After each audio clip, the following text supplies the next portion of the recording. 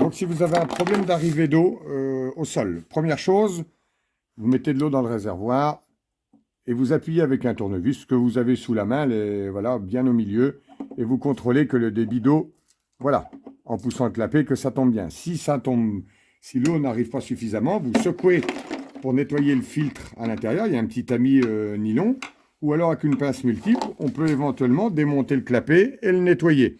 Voilà, donc à partir de là, si vous avez bien secoué le réservoir, et puis que l'eau arrive bien quand vous faites ça, vous actionnez le clapet. Donc le problème vient de plus loin. Donc il y a de la deuxième solution. C'est ici, vous avez un axe qui évidemment pousse le clapet du réservoir quand vous l'emboîtez. Et il y a un tamis métallique dans cette partie mâle. Alors ce qu'il faut faire, c'est l'enlever. Alors soit vous utilisez, comme moi j'ai usiné une petite clé mâle pour la réduire en diamètre 3, ou alors vous prenez un vulgaire fil de fer que vous trouvez hein, sous la main. Donc là, je vais vous faire voir comment on l'enlève.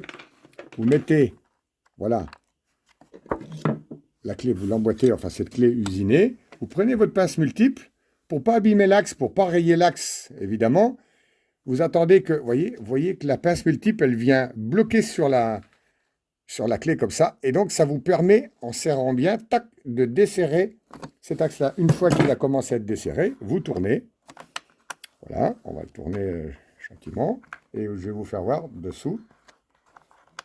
Voilà. Voilà.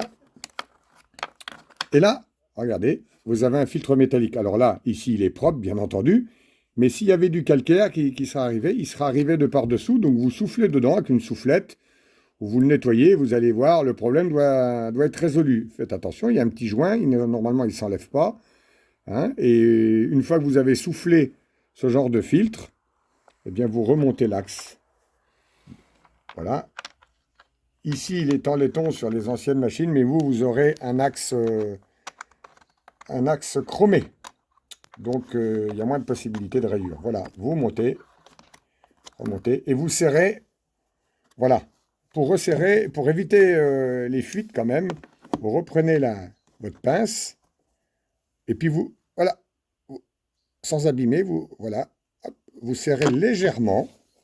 Hein, mais voilà. Et à partir de là, le problème doit être résolu. Si le problème persiste, bien entendu, vous nous contactez. Ça pourrait venir de l'électrovanne ou etc. Oui, l'alternative aussi, un petit peu plus poussée, c'est que vous prenez deux petites clés usinées hein, ou de fil et puis vous mettez, voilà, on l'emboîte de chaque bout. Et ça vous fait un bras de levier et vous pouvez donc forcer et desserrer. Voilà. Donc ça, c'est la solution éventuellement, mais ça revient au même que ce que je vous ai fait voir.